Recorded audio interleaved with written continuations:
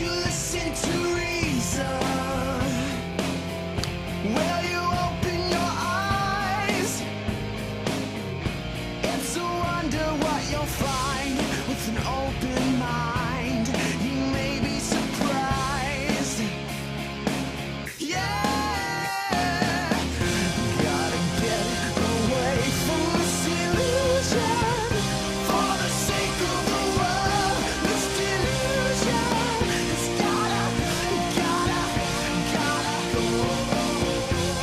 Yeah.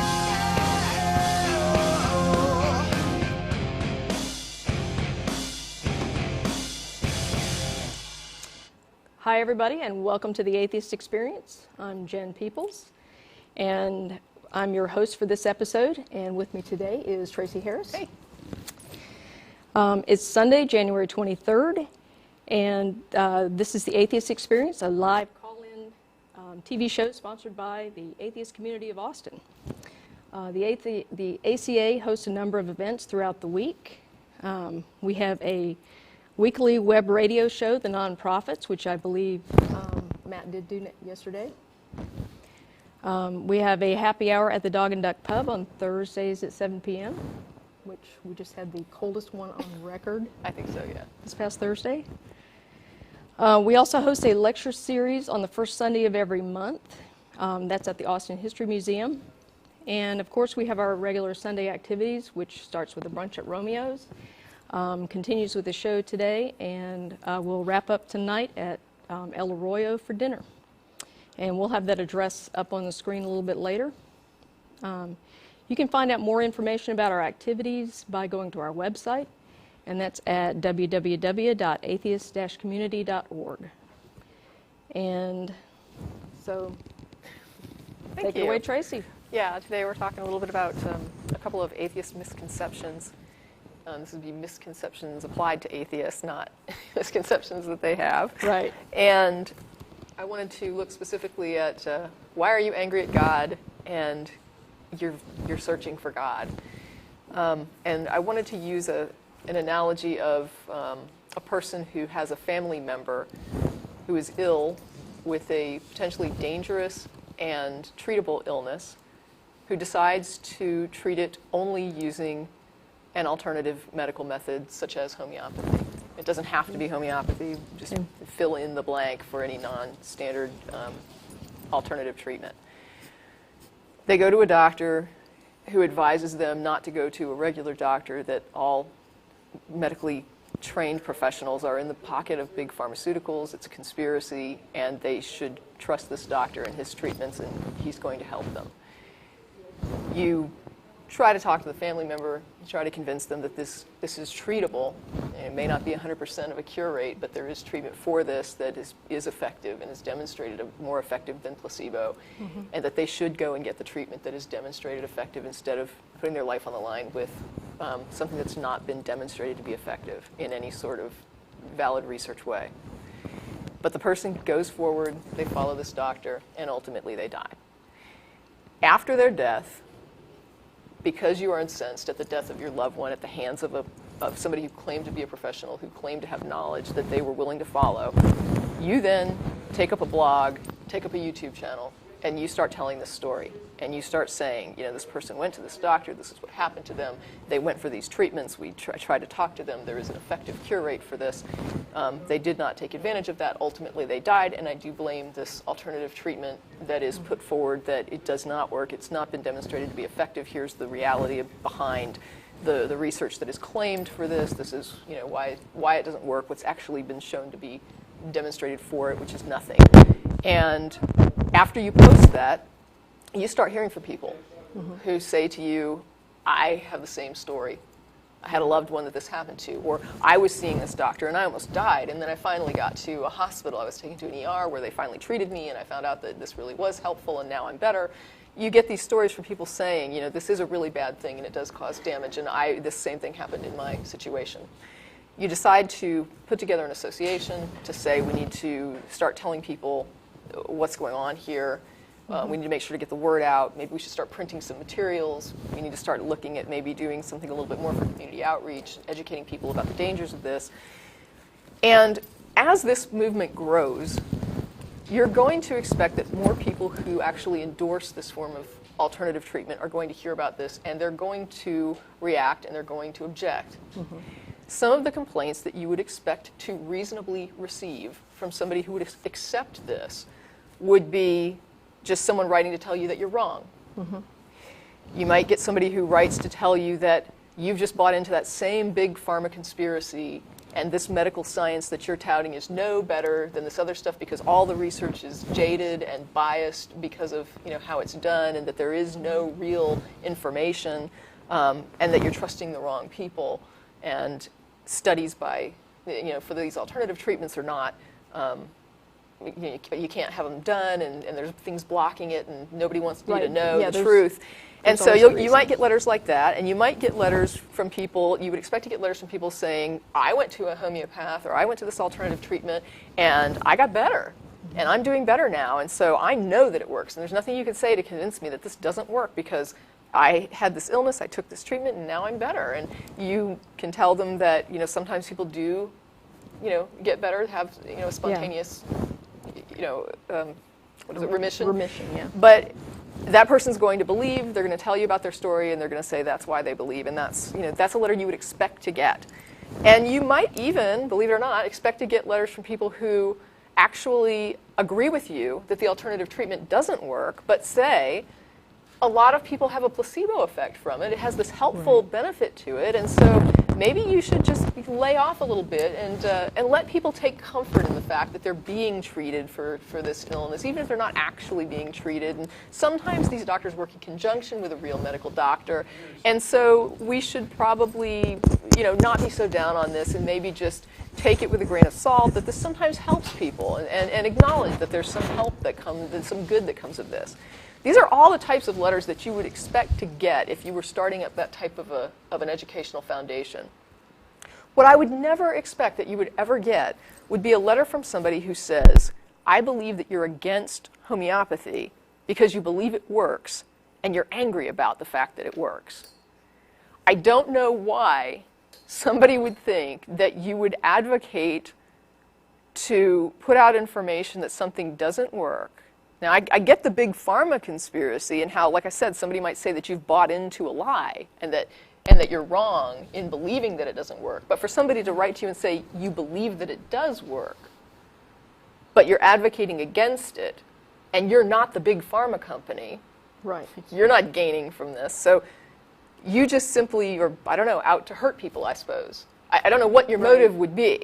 But the idea that somebody would accuse me, who is not the doctor benefiting from the big pharma conspiracy, who is not the big pharma conspiracy benefiting from the big pharma conspiracy. I'm just a person whose relative died. I went to look at the research, and I couldn't find anything to show that this is real treatment. I'm trying to help people, and somebody's writing to tell me that I really believe that homeopathy works, but I'm just trashing it because? Yes. Because I'm pissed at it that it works. I mean, that makes no sense.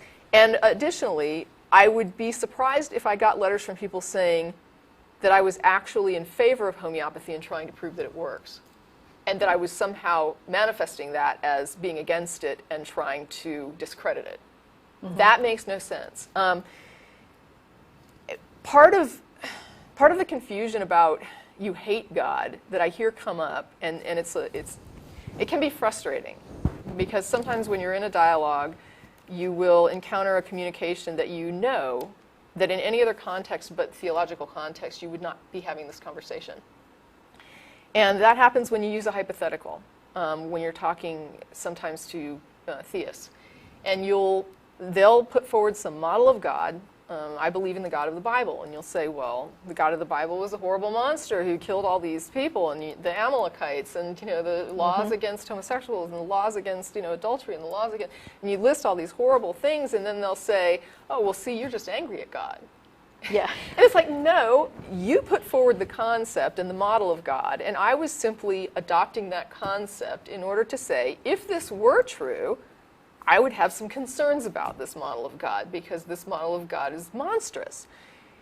People routinely in dialogues adopt hypotheticals in order to respond to a claim. If someone comes home and they say, I was abducted by aliens. You're not going to initially believe that, and you might be like, calm down, what happened to you? And as they start to explain, you might start trying to find problems to help them realize they weren't really abducted. I don't know what happened to you, but if you were abducted by aliens, don't you think somebody would have seen? The fact that you go with their claim and start making hypothetical, speculative statements about it doesn't mean that you have adopted the belief. Well, and actually, this whole idea of taking someone's claim at face value initially is all part of the scientific method. Someone proposes some hypothesis, and we say, okay, if your hypothesis is valid, I would expect to see the following pieces of evidence. Correct. It doesn't mean that you've accepted that. Right. It's part of the process. Right. We had an issue with, I think it was Noah's flood, where somebody called us. And I was saying, well, if there was this global flood, I would expect to see a strata where you have all the animals right. in the same fossil record, like all the way around the planet at the same level. Yep. It's not me saying that I believe it and that we should start digging tomorrow to find this strata layer. Yeah. I don't care if people do want to go search for it, but the fact is I'm just putting forward an if-then statement. If your model is correct, then this is what I think about it. We do it all the time. Nobody gets confused and thinks that you believe what you're arguing against. So the fact that it comes up in conversations with theists so often as a point to demonstrate that you actually believe the thing that you are countering, I'm sorry, I can't believe it's an honest statement. I'm just going to call it disingenuous. Nobody is that naive. This is a tactic that is so common in conversation and in debate and in dialogues and in daily conversations with anything that you disagree with, that I cannot reasonably give somebody the benefit of the doubt that they are so unfamiliar with this line of response that they would confuse it with adopting the position that you're arguing against. I can't. You're not being honest, or you're not being reasonable for some reason, where outside of this realm you would be. I don't know why it is. I'm not proposing why it is, but that's how I see it, and I don't see a point to wasting time defending something that is so silly that it shouldn't require a defense. And that's part of why I wanted to do the program on this, because I just feel like this needs to be put to bed. Not that I think that this program would put it to bed, but at least I would like to have it out there that this is ridiculous, that theists ask us to respond to such stupidity. And if you are a theist that puts forward this kind of stupidity, you're wasting everyone's time. And I think you're wasting their time personally, because you don't want to defend your position, and you would rather throw up something stupid to get the atheist to go over and run after that ball, so that you get the pressure off you to have to demonstrate that there's any validity to your claims whatsoever. My theory. Yeah. My hypothesis, whatever you want to call it. I agree. I think attributing motives that are clearly not applicable, and emotions that are not applicable. I think you're going to touch on one of these here in a minute. Sure. I think it's a dishonest debate tactic. It's designed to basically divert attention from the fact that no evidence has been presented to support a God claim. Right. And someone did bring up, they were like, it's such a script. Some of these apologetics are such a script that it's not so much that the person that's saying it understands that they're lying or understands that they're being dishonest. Yeah. It may just be like a thoughtless thing where the script comes out and they don't even think about it. And I said, to me, that's sort of like a hairline between you abuse your child or you're criminally neglecting him. It doesn't matter to me. The point is that you're saying something that is so silly that it ought not to be said. And if you would give it a moment's thought, you could save everybody an hour's worth of arguing. So just don't even go there. Well, and that's the thing. I think that many of the times the theists that present these non-arguments, they're not trying to be deliberately disingenuous, but they have just never thought about it very much, and that's criminal. I mean, you're asserting this is true. In a metaphorical way. You're basing. We don't mean that it's truly criminal, that people should not think. I mean, clearly a lot of people would be put away, and there'd be times I'd probably have been cited myself. So. But no, I mean, it's you've got this set of beliefs that you base your whole life on. You're really betting your whole life on this, and you haven't given it much thought. Yeah, but I went to church. I was indoctrinated, and I acknowledge that. And part of that indoctrination was being fed scripts. So you're told this is what atheists believe, You're told this is what Buddhists believe. You're told this is what Hindus believe. You never speak to a Hindu or a Buddhist or an atheist about what they believe Right. because you already know, because your preacher told you. And what they're telling you, everyone else believes is not correct, so that when you get into a dialogue with these people, there's a lot of time and energy spent on the other person having to explain to the theist what they actually believe, because what you were taught in Sunday school that all these people believe, it's not what they believe. The Buddhists do not worship Buddha. Yeah. You know, it's just not what it seems. And what you've been told, though, is what you believe is accurate. And so the responses that you've been given, because you're fed those too. This is what the Buddhist believes, and this is what's wrong with it. This is what the atheist believes. This is what's wrong with it. The problem is that that's not what the atheist believes. It's a straw man of what an atheist believes, and then it's a response that makes the atheist look silly because you were given this silly model of what an atheist actually thinks. And so you think to yourself, how could an atheist be so stupid? And I understand that because you're presented with a model of atheism that only an idiot would, you know, be an atheist. But that's not what atheists think. And so instead of approaching them assuming that what your preacher told you they believe is what they believe, it's probably better to go to the individual atheist and say, can you please tell me what you think about God claims? Let the person tell you what they think and listen to what they think. Don't get what they say into your head and then translate it into what your preacher told you, because that happens too. Listen to what the person tells you, because I guarantee there's an indoctrination filter going on in your head. And if you can't see past it, you're never going to have a productive dialogue. So if I support that X is something I actually would like to demonstrate is true, discrediting I don't think makes any sense. Right. And if I hate it, like if I hate God, then I'm not an atheist. And you simply don't understand the term atheist if you're Right. putting forward that atheists hate God. You're either saying that you don't believe the person thinks what they're telling you they think, or you don't know what atheist means. But atheists cannot hate God. That is like, it's a nonsensical statement. A person who does not believe in something cannot hate the thing that they don't believe exists. And now you can hate the concept of it and what that does to people, just like a person can hate that homeopathy could be harming people without believing that homeopathy actually works. Okay? It's harming them by making them not get the treatment that they would normally get. It's not, necessarily harming them because water is hurting people. So if it comes down to an inability, I guess, to understand what the atheist is actually promoting that they think, and you're not willing to actually listen to them, but my advice to the atheist is just stop the dialogue at that point. You're dealing with somebody that doesn't hear you, that can't hear you. The indoctrination is too deep, and they are not going to, the dialogue can't be productive. I just don't believe that it can, unless they can understand what you're saying. It's sad if you're in a position where you have to point out that not believing in something precludes hating it. It seems silly to have to point it out, and I want to say right now that, feel free to tell them that they're being silly, because it is so silly that it deserves a reprimand. And I was hit, I guess, with the idea that somebody had put forward the idea that sometimes we question people's reasons. So a person will put forward something, and then they give these reasons that they are sincerely putting forward, and yet you can see that the reason is flawed.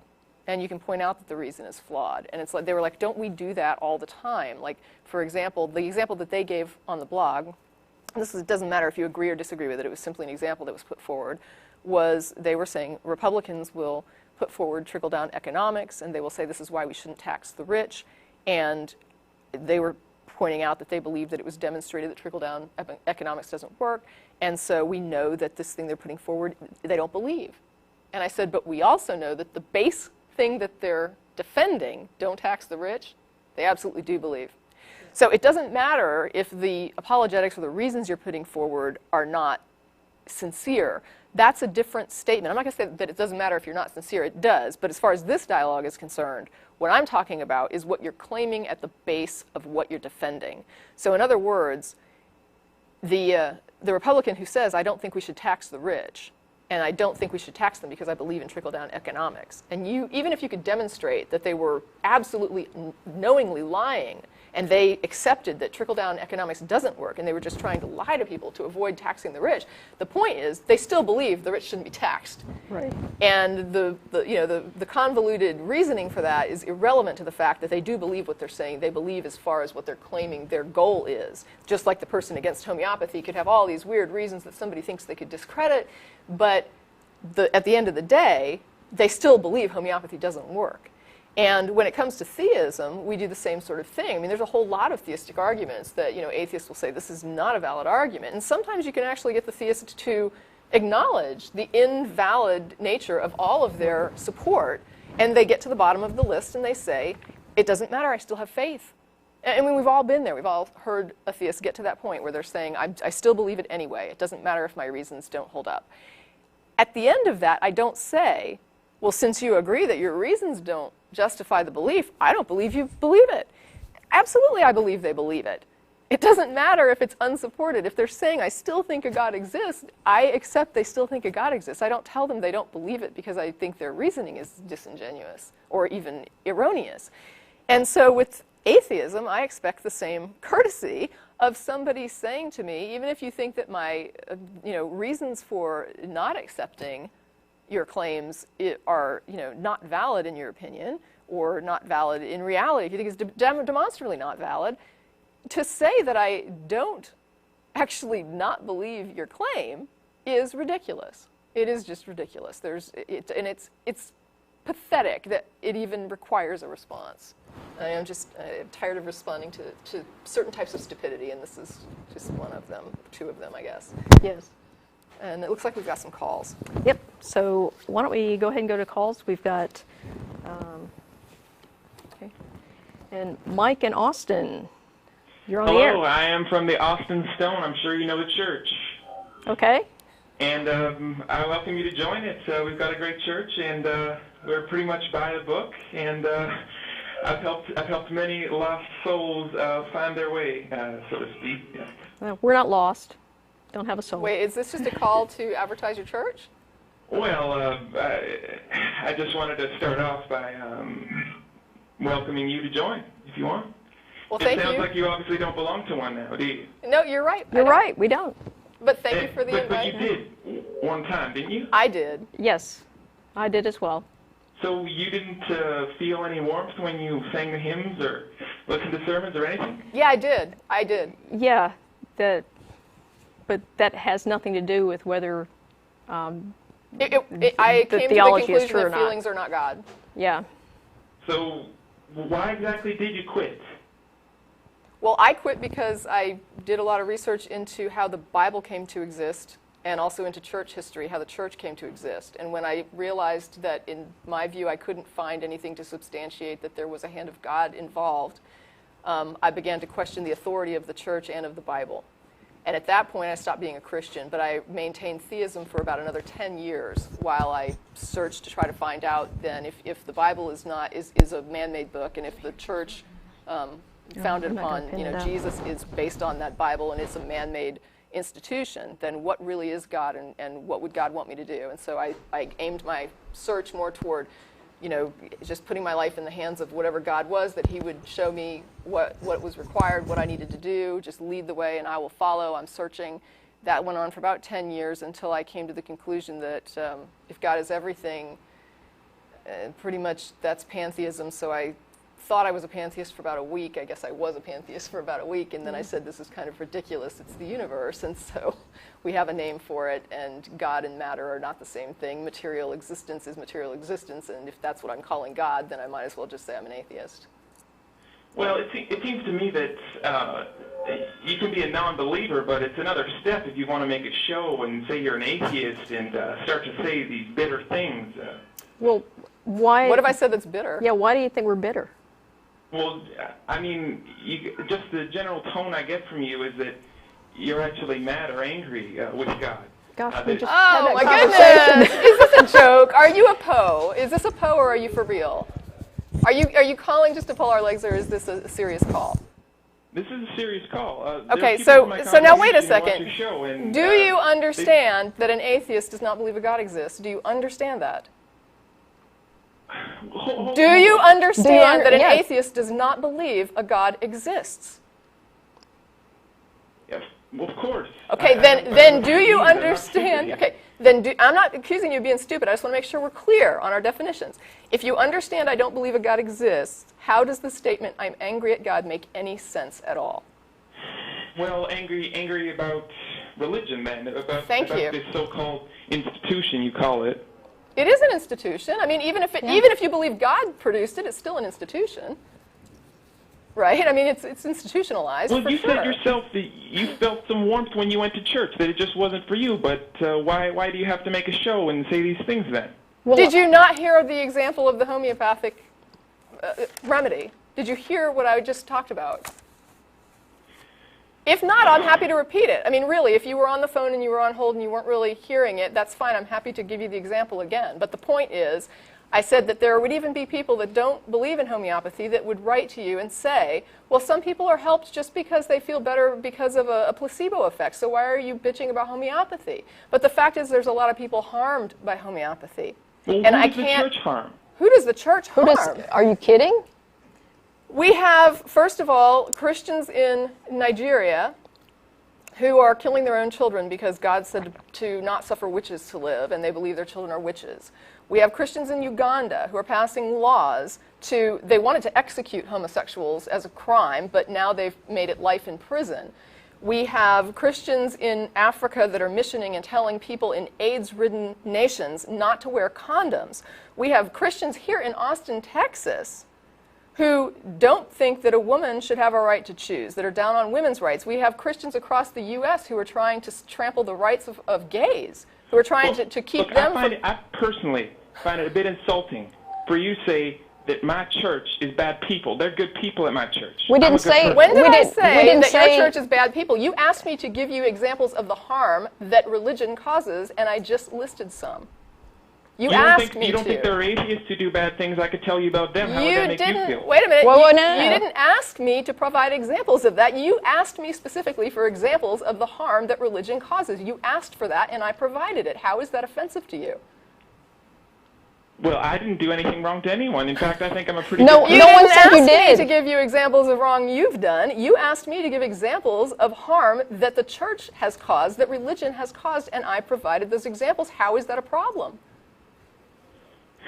Well, why should that offend you? Why did you even ask for examples if getting those examples was going to upset you? All right then. Well, I just... Why don't you just have someone like Dr. Craig on your show? Why do you always beat up on random people who call in? Why don't you have some actual theologians on your show? Who am I beating up? Stop. We're not beating up anybody. I'm answering your question. And listen, there are however many religious shows on public access television and network television. And there's this one atheist show here in Austin, Texas. Why should we give airtime to a professional apologist? Because they're actually educated on the subject. So you might actually have a challenge. I think you guys are too scared to have the serious guys on. None of us are professional atheists, whatever that would entail. Right. Okay? We're inviting people to call and tell us what they believe, why they believe it, and why we should believe it too. Right, but the other point, I want to just reiterate what Jen said earlier, because I want to make sure you heard this. There are hours and hours and hours of TV and radio and in doctrinal institutions around the globe going nonstop promoting religious indoctrination and religious belief. And I really think it's ridiculous to get upset at a 1-hour atheist amateur program that's put out weekly by an educational foundation here in Austin that's really just about putting out information on atheism. You think that 1 hour dedicated by a bunch of amateur atheists, producers and cast and crew is really that intimidating to you? It's not intimidating. It certainly bothers people. It certainly bothers you. It bothers you? Yeah, but I mean, look at all the airtime you've got. I mean, for one billboard we put up in Austin, how many religious billboards do I pass every day? No wonder we have more shows. We're about 99% of the country, really. No, you're not. There's, I think, what is it, like 80% religious, and not all of that is Christian, but it wouldn't matter. Yeah, I don't care. The point is, you have all the airtime, all the radio time, and we have a 1 hour you know what it reminds me of? There's a parable actually in your Bible that reminds me of this.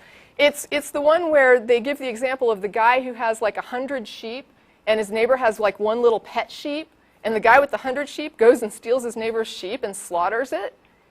And it's like, wow, you couldn't really deal with like the guy having one sheep. That was like freaked you out that your neighbor had one sheep, was even though you had 100.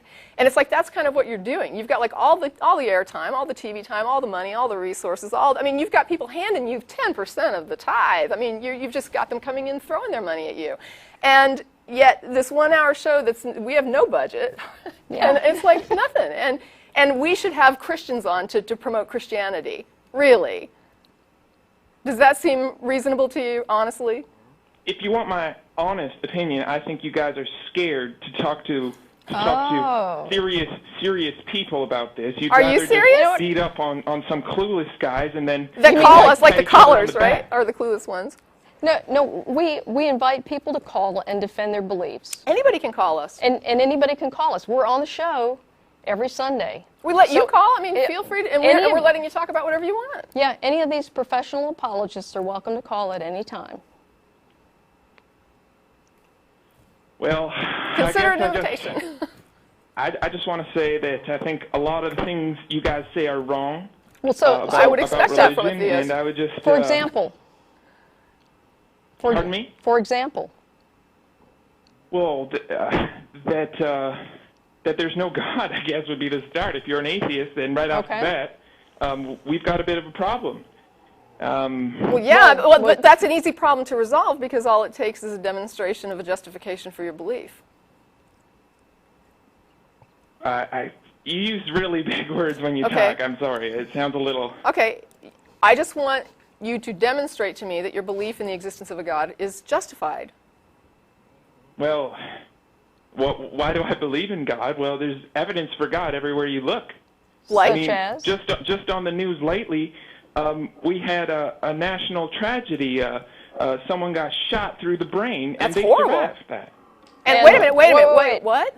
They got shot and they... Representative Gifford got shot through the brain. Right. The doctor said it was a miracle she even lived.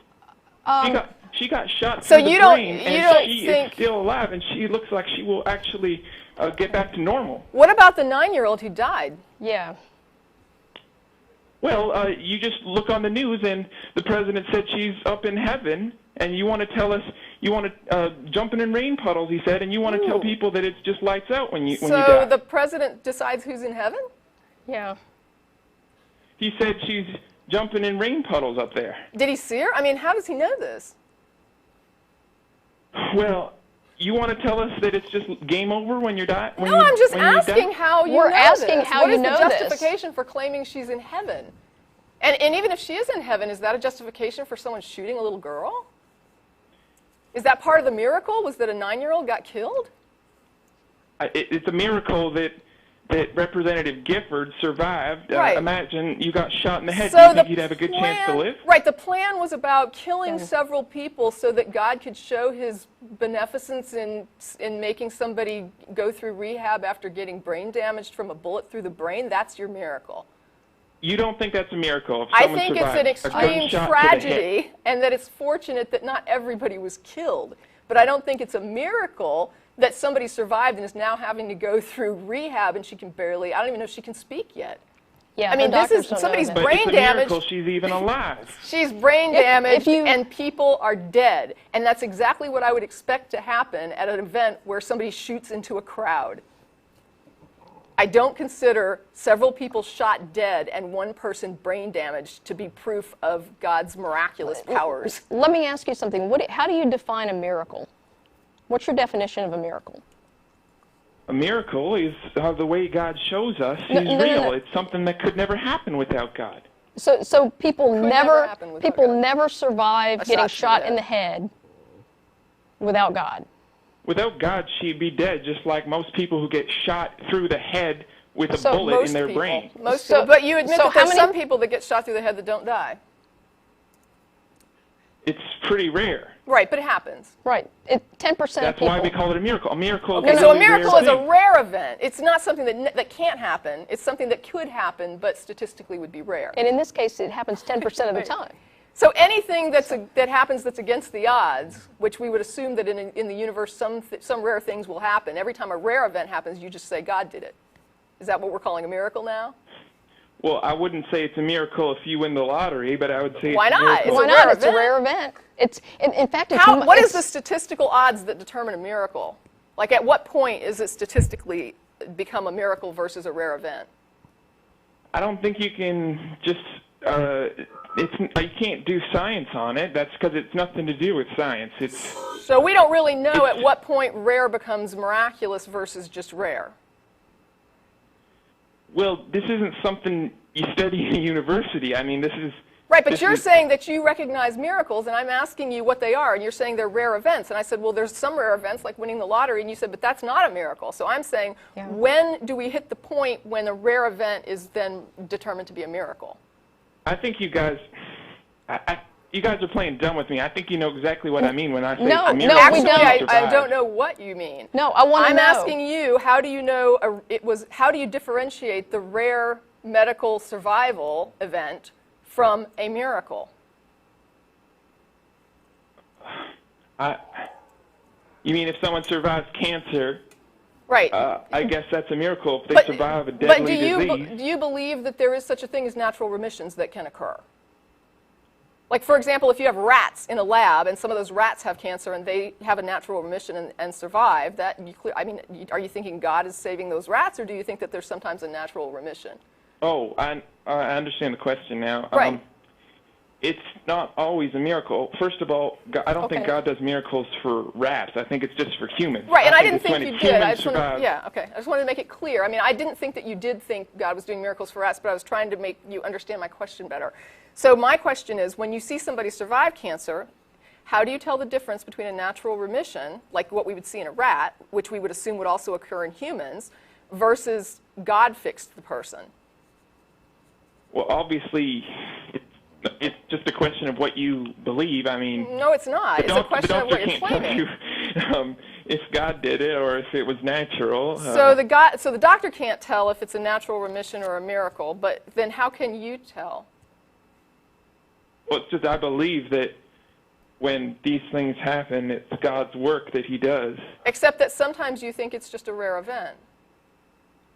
It's just a really good thing that happens that you didn't think was going to happen, and then it happens, and you say it's a miracle. And Like that winning the lottery. God loves you, and that's how He shows you He loves you. Is He protects you. How do you differentiate between a rare event that you don't think is miraculous and a miraculous rare event? I guess you can't really. It depends on different people. You might ask different people. They might say it's a miracle. Some people might say it's never a miracle. I know they Maybe say they it. just one thing in their life is a miracle. Right. Some people might say, like every day there's a miracle. I know that people say this because I talk to them all the time. What I'm asking is, where's their justification when they say it's a miracle, when they're also acknowledging that sometimes rare, fortunate things do just simply occur? So when they're saying, I've determined it's a miracle, I guess I'm asking, where's their justification when they're telling me this is a miracle? Well, maybe there is no real justification. That's my point. There you go. But that's not necessarily a problem. It is a problem. It is a problem. If you want me to believe, It's a problem if you It's a care problem. whether or not the things you believe are true. If you don't care if they're true, then justification for them doesn't matter. If you care if they're true, then whether or not they're reasonable beliefs to hold and there is justification for holding them becomes important. Well, I mean, I just think it doesn't even matter. I think I don't even think it matters if it's true. If it makes you feel good and do good things. Okay. Well, in that case, then the dialogue is kind of over, and I don't mean that in any kind of an offensive way. But honestly, when the person on the phone tells us they don't care if their beliefs are true or not, they just simply hold them, and they can't justify them, and they don't care. Then I don't really see a point in a dialogue, because you're saying that even if we could demonstrate you're wrong, you don't care. You're still going to believe it, or you're still going to say it's okay to hold the belief. And so to you, whether or not beliefs are true is unimportant. Well, maybe we don't have a justification for miracles. That doesn't mean we don't have a good church and we're not good people. I don't doubt that you're a decent person. I mean, if you were my neighbor, I would probably be fine with that. I don't think that you're, killing babies in the basement. I find all this stuff pretty philosophical, if you ask me. I don't think it has much to do with whether religion is good or bad. I mean... Well, no, I mean, whether religion is good or bad has to do strictly with what it does. And what I see is that there are some benefits to religion, such as it supplies like a good support structure. For example, you're saying you've got this good community of people that are at your like church. some people, they said the Bible helped them through like a time, like suicide. They thought they were going to commit suicide, and the Bible helped them. Well, that's not the same. There's a different issue there, because I sometimes wonder if Christianity specifically doesn't kind of rob us of our self-esteem by telling us that we're inherently depraved, and then give us back, that sort of, if you grovel, then you're acceptable to God, and that makes you worthy of something. But that's a whole different issue.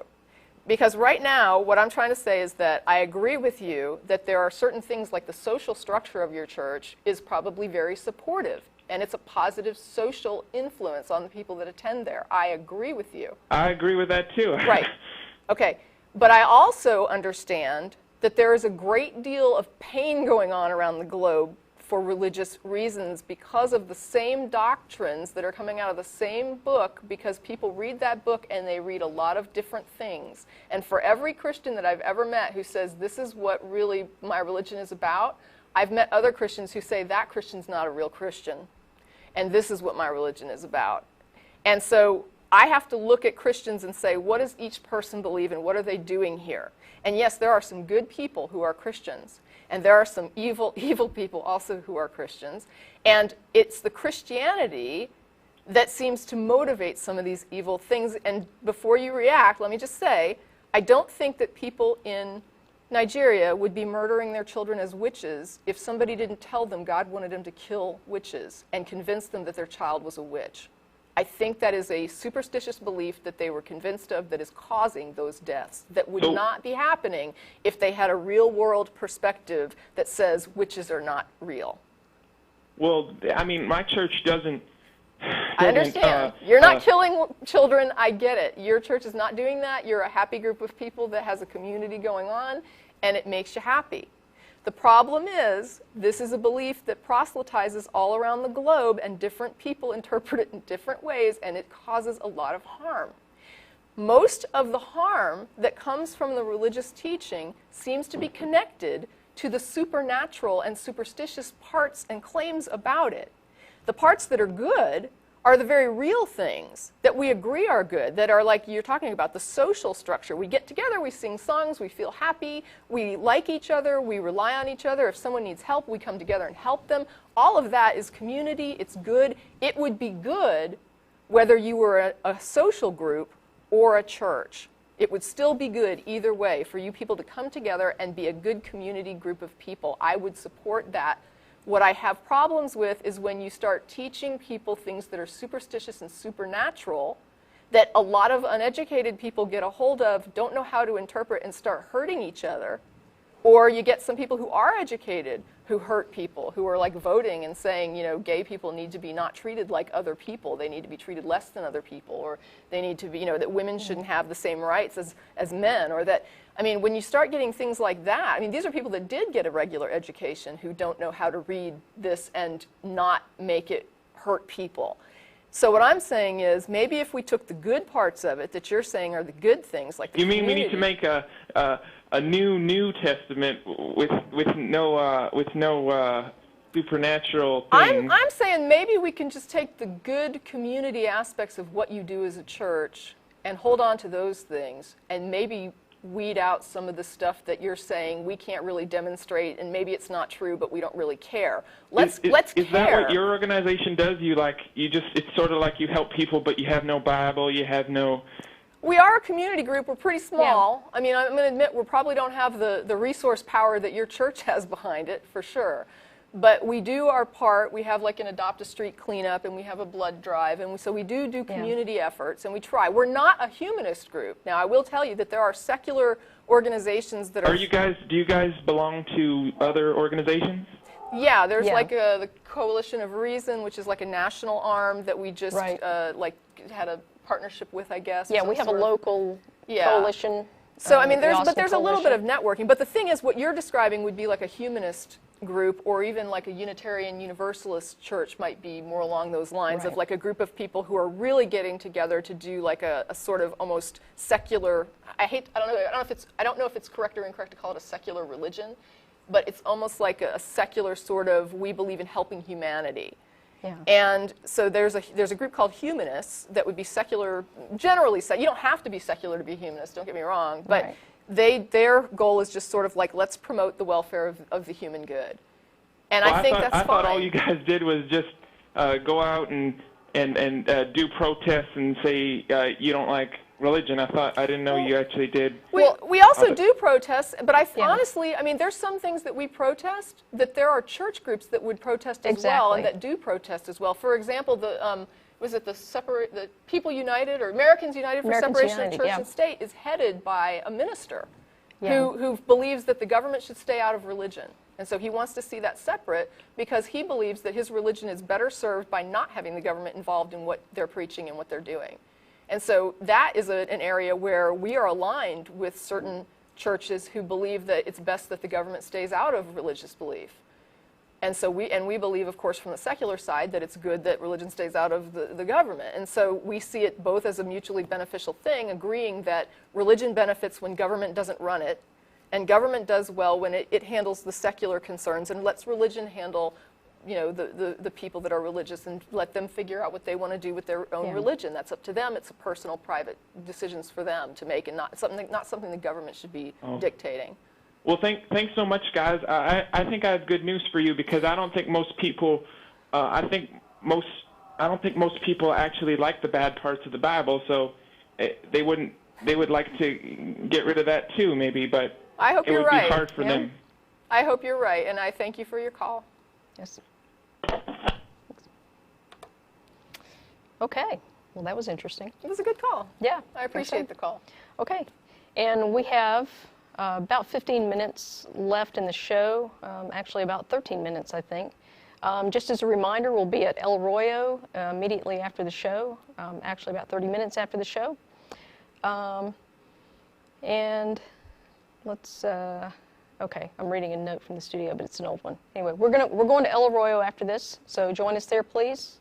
And we'll go on to the next caller. We've got Miriam in Greencastle, Indiana. Hi, Miriam. Hi, Miriam. Hi. Hi. What can we do for you?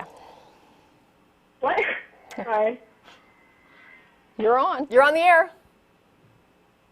Okay, I'm having a real trouble hearing you, but I think I can get by.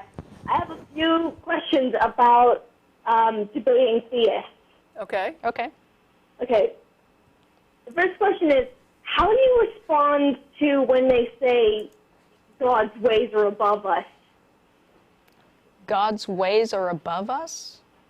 Yeah, I've heard, I haven't actually debated a theist myself yet. I hope I will get to, but I've watched a bunch of videos, and a lot of the time when the atheist tries to use logic, the theist says, well, we don't understand God's ways because they are above us or whatever. How do we respond to that?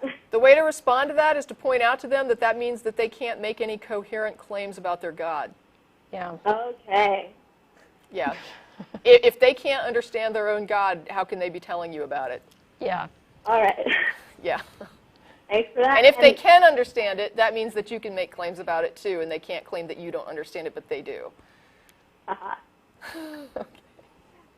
Thank you. And the other question I have is, when having a debate with a theist, what do you start out with? Because I'm kind of lost. Okay. You can't start out a debate with a theist because you're responding as an atheist. So the debate with a theist always has to start with what they believe and why they believe it. That's going to drive where the discussion goes, because you don't believe, I'm assuming you're an atheist, and if you are, you don't believe that a God exists, and that means that you can't really respond to them or initiate with them about their God, and I mean, other than asking them, what do you believe and why do you believe it? Yeah. You have to wait until you hear what they, just like I was saying about the theist has to hear what the atheist thinks, and he can't assume it. It's the same for you. You can't assume that a theist believes anything. You need to ask them, what they believe and why they believe it, and then listen to their response, and then give a thoughtful response back. All right.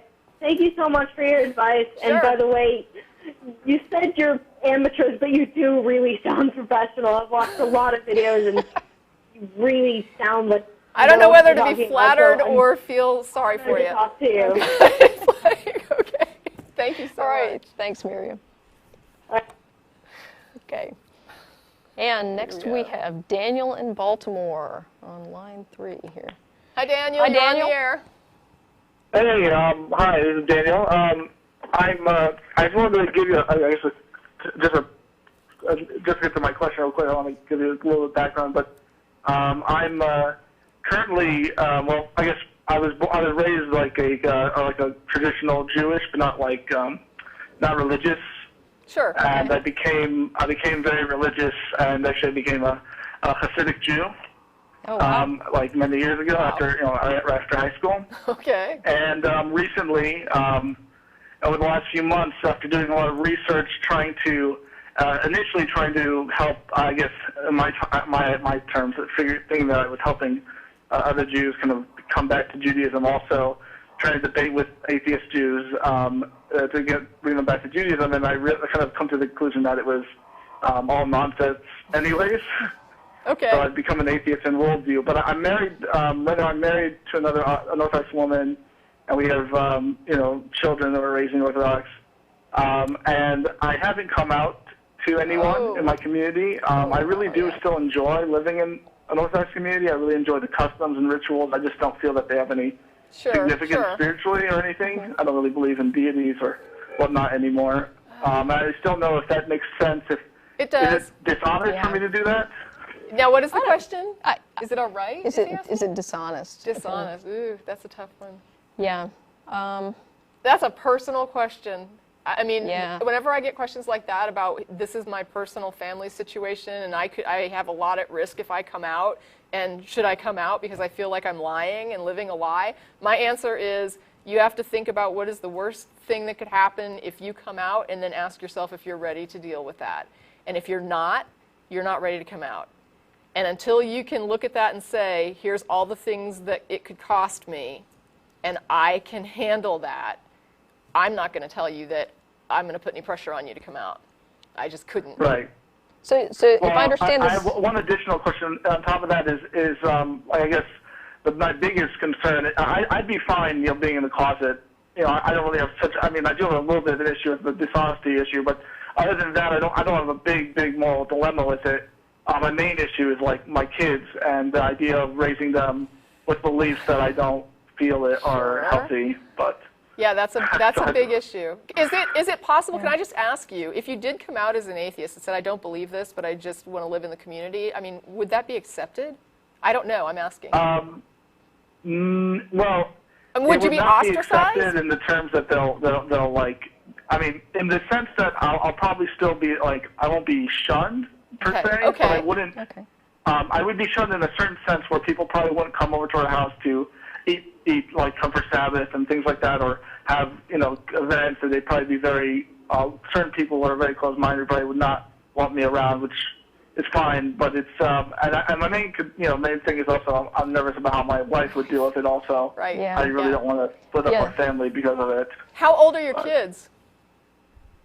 Sorry? How old are they? I have a son who's 1.5 and a newborn. Yeah, that's going to get tougher when they get older. But that's up. You've got some time, I guess, to sort of sort this out. But just from the letters we get, I don't think it's something that you're going to be able to sit on for long. Once the kids start being indoctrinated, it's going to become bothersome. But at the same time, that's just a general sort of feeling I get from my past viewer mails. But you could be the exception or something. I don't know. But this is not something where I'm personally not going to judge you. If other people want to, they can. But I didn't have that much riding on my coming out as an atheist, and so it's hard for me to look at somebody who actually has real penalties facing them and say, oh, you need to come out too. That would be super easy for me to do, but I'm not in that position. Yeah. All right. And I mean, if it's any consolation, there are Jewish communities that are very accepting of atheists in their community. So it may be that your particular community is not accepting, but you might be able to find one that is. And, you know, that might be some kind of compromise. Good luck with it, though. Yeah, it's not an easy situation. I appreciate it. Thank you. And keep up the good work. I love the show. Thank you. All right, thanks. All right. Take care. Yeah, those family questions are the toughest. Oh, yeah. So we've got, looks like David in Dallas. Okay. Hi, Good David. afternoon. Hey, you're on Hi. the air. And we've got less than 4 minutes, so Sorry. be quick. All right, I'll be as fast as possible. A little background, I'm an atheist, and I've been invited to go to some apologetics classes at a local Baptist church. So I thought, okay, I'll throw a wrench in the gears, make them think a little bit. And so my question is, I want to know what you think would be the best thought-provoking question that I could ask at the end of the lecture, other than, and I have some things written down, other than other gods like Mithras and Osiris, and other than... I'd stay away from that. Yeah, do stay away from that.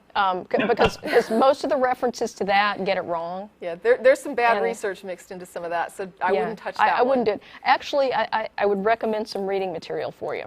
Bart Ehrman's books in particular are very good, including Lost Christianities. That might open some possible avenues of questioning for you. And also, Richard Carrier's got a book out called Not the Impossible Faith that you might find interesting. And so those are some resources, and there's probably a whole bunch of other stuff that's pretty good out there. But those are some references I think will... One thing I'm going to say that to bear in mind is don't underestimate the power of the Old Testament. A lot of times the modern Christian will say we're no longer under the Old Testament. That's not the point. The point is Jesus praised the Old Testament and said that it was divine and that it was from God and that it was good and right. And the question is, do they agree with Jesus? Because that law contains a lot of heinous crap. And so if you go back to the Old Testament and you say, your God told people for centuries to stone gay men to death, and Jesus said the law was good, do you agree? It doesn't matter if you're under it anymore. Do you agree that this was good? Okay. And that's kind of the point. And with that, we got to go. We got one more caller we got to take. So anyway, David, if you want more information, write to us on the TV list, and we'll get you some more information. Thanks for calling. All right, thanks. you. And Matt, you are on the air. Hey, you didn't actually have to take the call, but thanks. Quick notes. I was sitting here watching the show, and I wanted to thank Jen for filling in at the last minute for me, and also to remind people that Jen will be on next week with Don. And I had to call because I was cooking dinner and listening and kind of cheering you on the whole time. Tracie, the call with Mike, I think, is probably one of the best calls and the best handled calls we've ever had in the history of the show. Thank you so much. Good job. I'll be surprised if it's not uploaded as a clip, before I'm done talking. Okay. So that's all I had. Great job. Thank you so much. All right. Thanks a lot. Okay. Feel better. All right, and we actually have time for, we've got... Do we have after show? Do you want to do after show? I can. I don't know what the studio... Yeah, I can do it. So hold on if you're on the line. Don't think that we're going off just because we... So we've got the crew. Thank you that's for all your on hard the screen. Work. So give them some love, and we will be back next week, same time, same place, and next week it'll be me and Don back here. Finally got it. Yeah.